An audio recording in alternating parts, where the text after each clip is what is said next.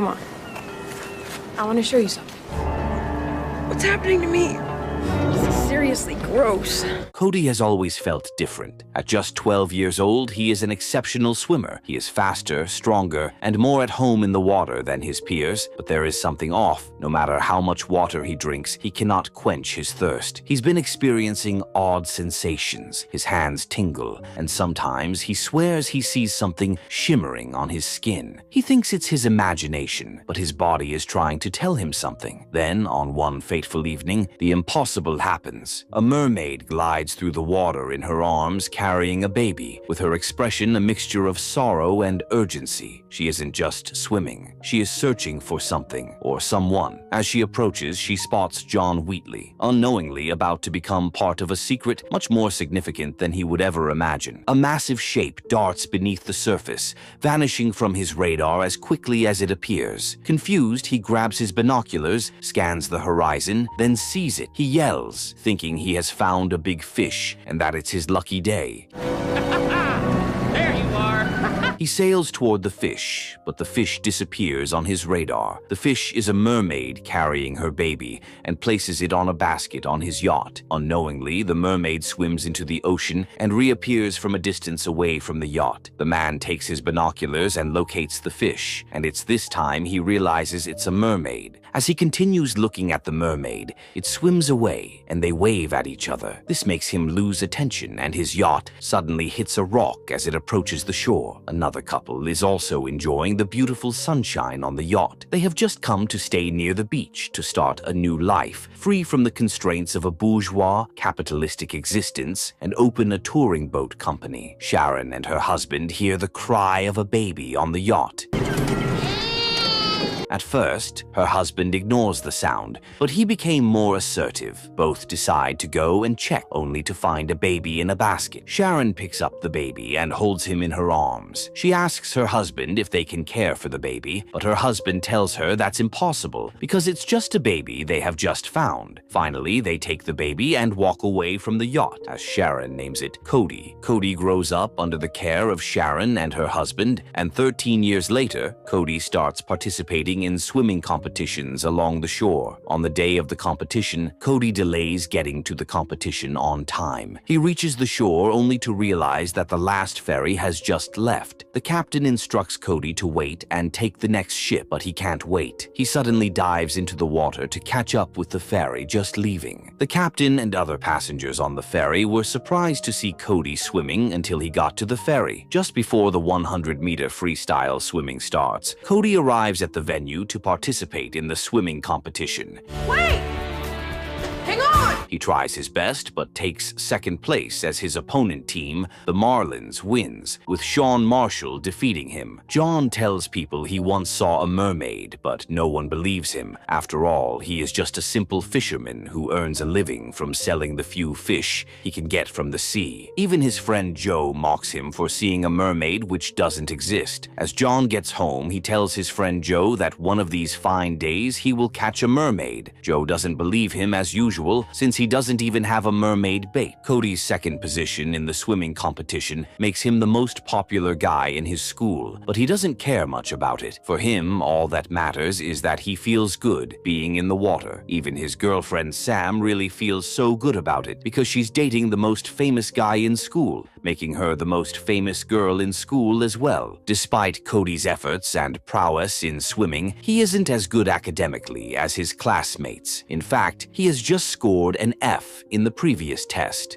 I was just saying how much I'm looking forward to marine biology. While in school that day, the teacher decides to split the class into two groups for the upcoming lesson about marine biology. This makes Cody extremely happy, as he loves everything related to sea life. Checking the list, he discovers he would be working with Jess Wheatley as his partner. Jess tells Cody he's more knowledgeable about marine subjects, including seals, walruses, and general sea life, so marine biology is more of a hobby hobby to him. As he talks to Cody, Cody is busy drinking water from a sink. Cody keeps drinking water until Jess finishes talking to him. This is when Cody's life starts taking a different direction. He starts drinking more water than a normal person can drink until Jess becomes surprised. Before breaking home for the weekend, Jess requests to meet Cody the following day to briefly discuss marine biology if he doesn't mind. However, Cody tells Jess the following day will be a big day for him because it will be his Cody's birthday. Looks like your luck's changing, man.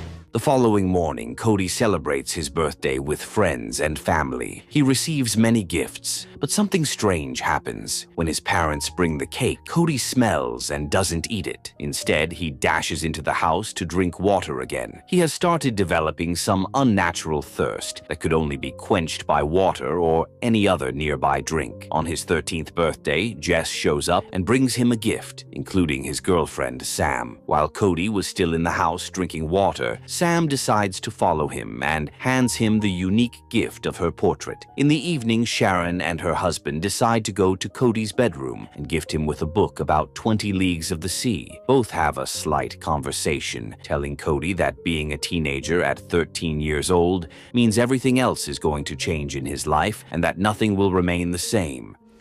You guys are hilarious.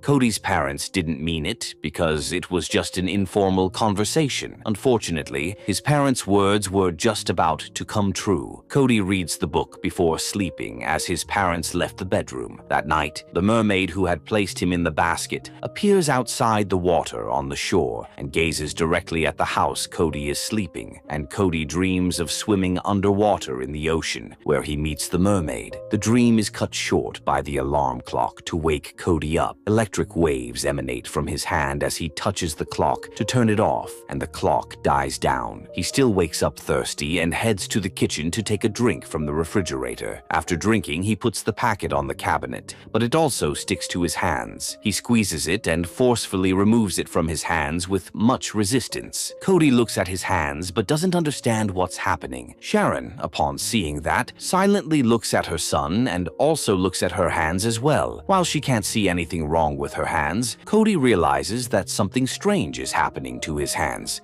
Am I the only sane one in this house?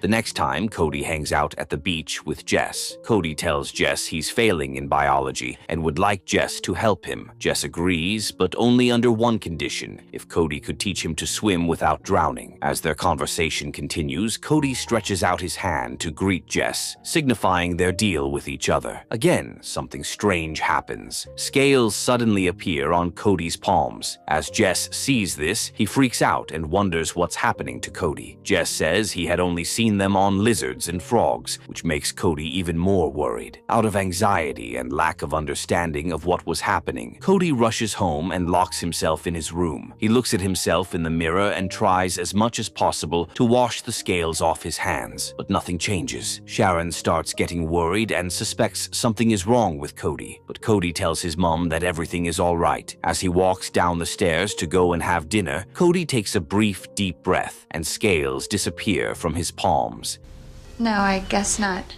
The next day, he meets Jess in school, who tries to give him a biological explanation for his condition. According to Jess, every human usually has a tail like the toads before birth. For most people, the tail disappears but is retained in a few individuals. Therefore, the only explanation Jess had was that Cody might have developed scales while young, and they may have persisted throughout his life. While Jess's explanation isn't logical, Cody tells him not to talk about it again because he has managed to make scales disappear from his body, as this could jeopardize Cody's reputation in school. Both agreed to meet after school at Jess's place to start working on the marine biology project because Cody's parents were taking the boat away for the next few days for their boat tour business. Here we go again. As Cody arrives at Jess's home, he enters Jess's father's workshop where he sees many objects, including sculptures. Jess warns him not to join his father's workshop, and suddenly John appears. John already knows Cody's parents run a boat tour business along the shore because he's in the salvage business, but also does a bit of fishing. Immediately, John asks Cody whether his parents have ever told him of seeing something strange along the sea, like a creature that defies logic. At first, Cody doesn't really understand what John was asking, but Cody admitted that his father once caught a cuttlefish that looked like Regis. Cody asks John if he really believes mermaids exist, and Mr. John Wheatley tells John that he not only believes in mermaids, but has actually seen a real, live mermaid. The boys go out to embark on their biology project. Since Cody turned 13, his unnatural thirst has increased to the extent that he even asks for water during the lessons. Cody can't do without water, and he even has to drink water from the sink during the lesson breaks. This behavior seems unnatural and becomes shocking to his schoolmates.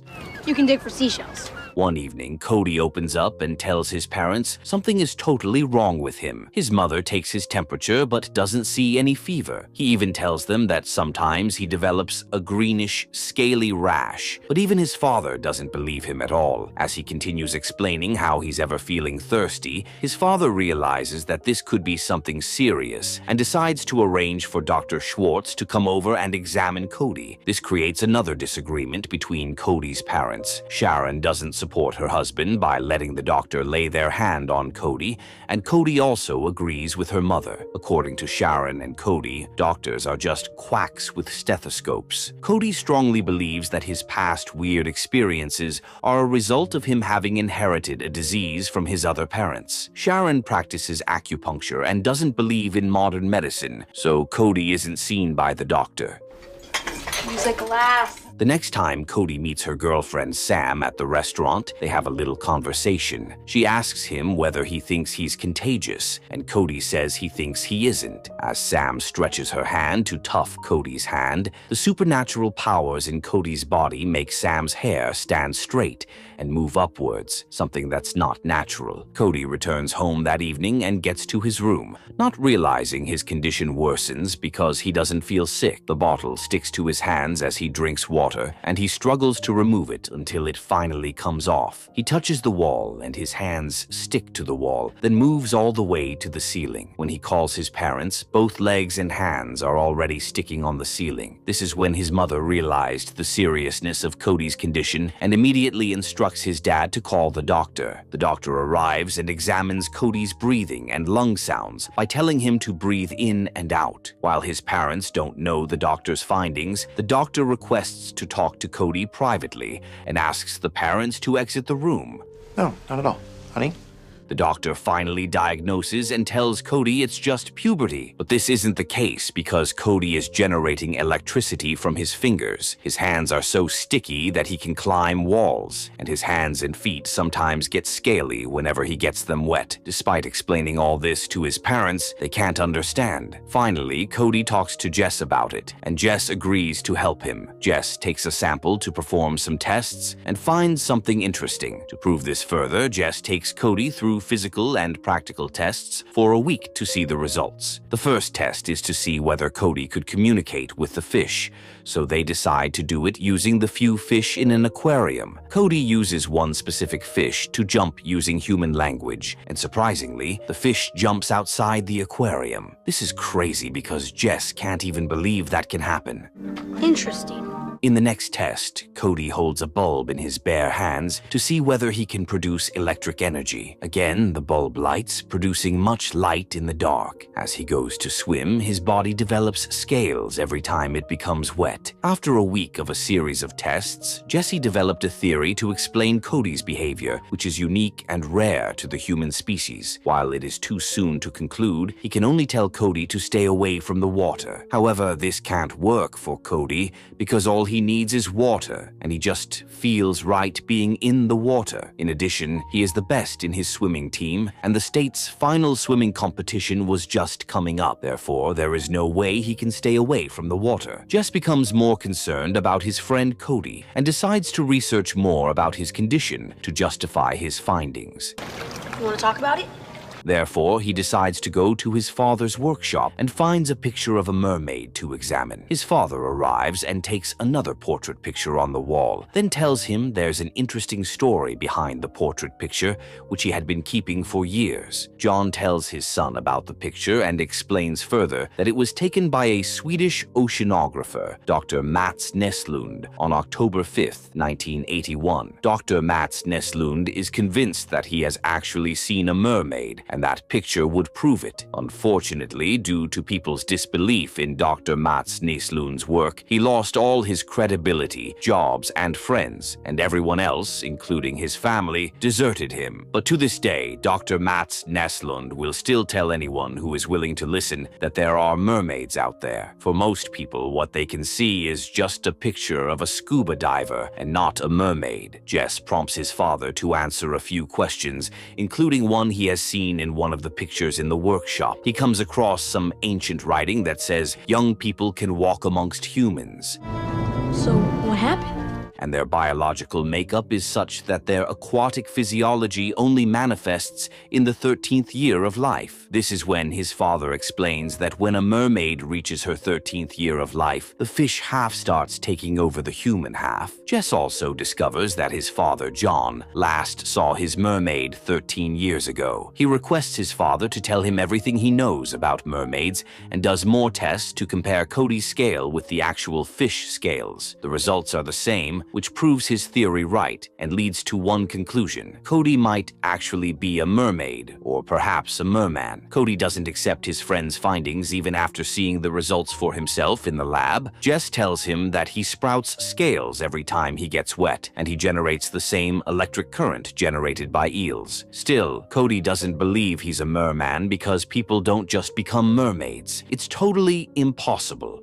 You may want a second opinion. A month ago, before his 13th birthday, he was totally normal. He thinks perhaps he swam by some toxic waste or ate a mutant fish. That's when Cody decides to tell Jess that he's actually adopted and the Griffins aren't his biological parents. Determined to find answers to his questions, he decides to have a conversation with his adopted parents in the evening and tells them he wants to know the truth about his biological parents. Sharon and her husband don't really understand why Cody demands all those answers all of a sudden. He further tells them that his friends have done all the tests and explains the findings to them. Besides, he dreams of swimming underwater without holding his breath and seeing some bright, shining light underwater in his dreams. Sharon tells him it's just a stage he's going through and everything will be fine. Cody tells his adoptive parents that even the doctor was wrong. To prove this, he goes to the sink, pours water on his hand, and scales suddenly appear. Oh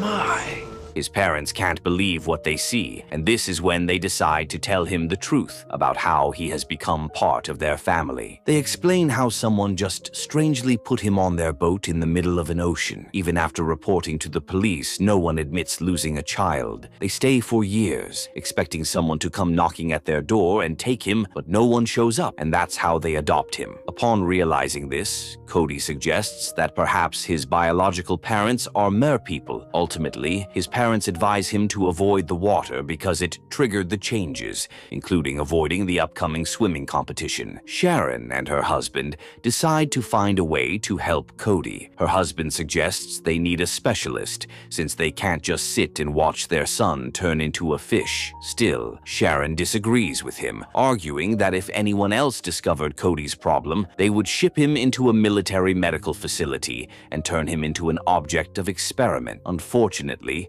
You became part of the family. Cody overhears their conversation and decided to go to the seashore. Although getting in the water is a bad decision, he risks and dives to swim. As he continues swimming, he realizes he can proceed without holding his breath underwater, and the scales don't appear. His biological mother, a mermaid, sees him swimming and is happy about his son. Cody goes to the beach afterward and fiends appear on his hands. As Sam approaches him, he hides his hands in the sand and fails to accompany Sam to swim, but requests to be left alone. Jess tells Cody to obey his parents and stay home, but he says he must participate in the swimming competition. Although Jess is worried about Cody turning into a mermaid, Cody decides to sneak outside his bedroom through the window and goes to swim. His parents check on him only to find him missing in his room. Sure you're all right. Although Cody swims and wins the swimming race, the unexpected happens. Suddenly, fins and scales protrude from his hands. Unluckily, his opponent sees it. John is also present with binoculars and manages to see the fins and scales on his hands. In an attempt to hide himself from the public, Cody touches a metallic end at the end of the swimming pool, and his body emits electric energy, which causes a power outage and damages the winner's display board. He runs away and hides in the washrooms, but his opponent notices something strange and follows him. Using his mermaid powers, Cody climbs and sticks his hands and feet on the washroom's ceiling to hide from Sean Marshall. Knowing that he's hiding in there, Sean tells Cody that he has seen what made him swim faster, and he will soon find out about his story, claiming that the trophy was rightfully his since Cody isn't fair in the competition. Are you trying to make a point here?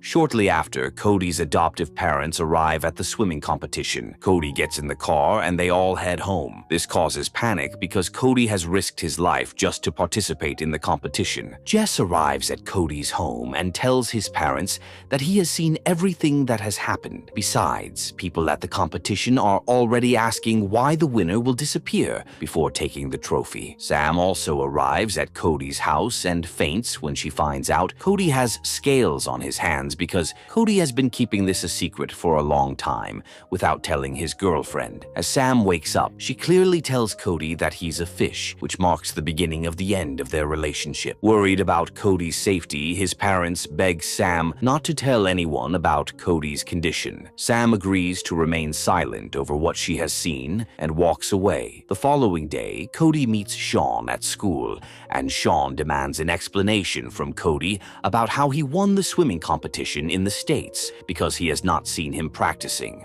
What's your problem, Sean? Definitely, Sean accuses Cody of cheating to win the race, and they both start a fight. Jess tries to stop the fight, but other students keep cheering them on to fight and see who will eventually win. The teacher stops the battle, but Cody's life transforms. The team believes he cheats to win the competition. His girlfriend Sam no longer wants to see him, and he's now Sean's enemy. Cody goes to the sea in the evening to swim and eventually meets his biological mother, a mermaid. As all these events unfold, John is following up to see whether he could prove to people that mermaids exist. Even this evening, he's already on his yacht with binoculars in his hands. He manages to see the female mermaid and Cody and confirms his suspicions about Cody. Cody is a merman. Upon realizing both are being seen, the merman swims fast, dives into the deep sea, and Cody escapes to the seashore. The same night, Cody calls Sam, although Sam doesn't speak to him directly on the telephone. He then tells her to meet him the following day at Cove. He has experienced and seen something he has never seen before, and this time he needs to explain to Sam to see if she can help.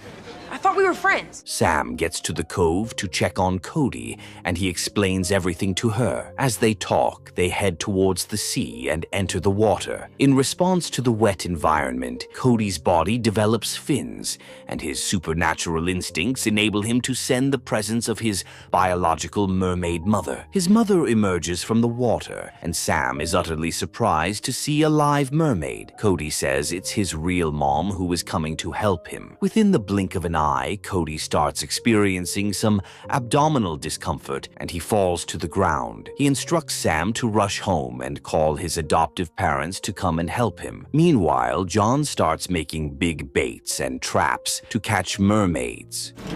What's that net for?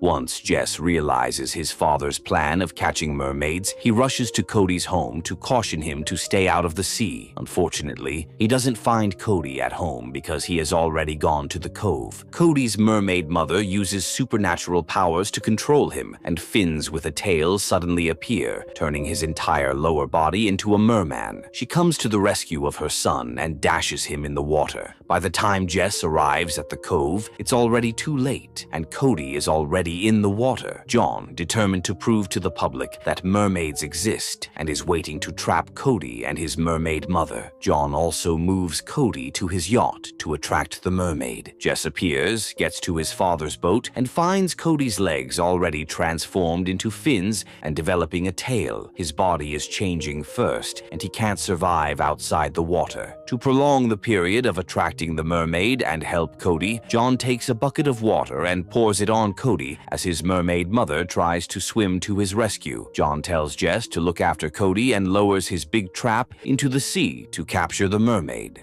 This should help.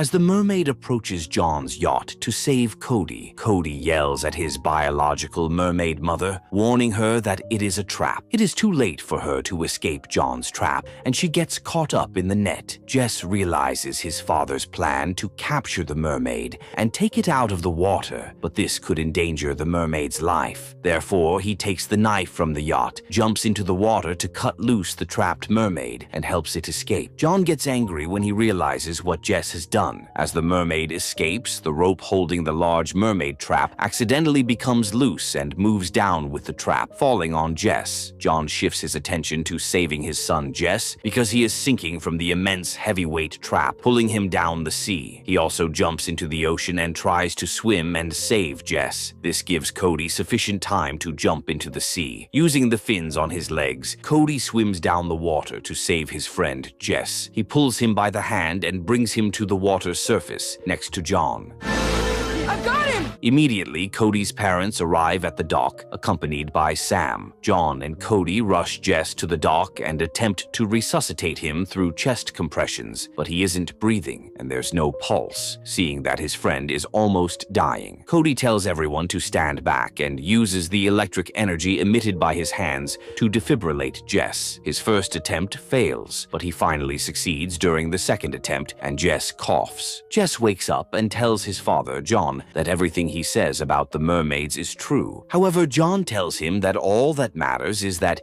he didn't lose him. Again, Cody's biological mermaid mother appears along the seashore, and Sharon sees her. Cody realizes that it's time to leave his adoptive parents and go with his biological mother. She's the only one that can help me with my changes. Sharon doesn't want to let Cody go, but Cody tells Sharon that only his biological mother can help him with the changes in his body. At long last, Sharon allows Cody to go and reunite with his biological mother. Cody finally embraces who he is and chooses to go with his biological mother into the ocean. Although it's painful for Sharon to let him go, she understands this is the only way he can thrive. Grateful to be alive, Jess realizes that his father's obsession with proving mermaids exist nearly cost him everything. Cody's transformation teaches everyone around him an important lesson. Sometimes we must accept who we are, even if it means leaving behind the life we once knew. But do you think Cody made the right choice by joining his mermaid mother, or should he have stayed on land with his adoptive family?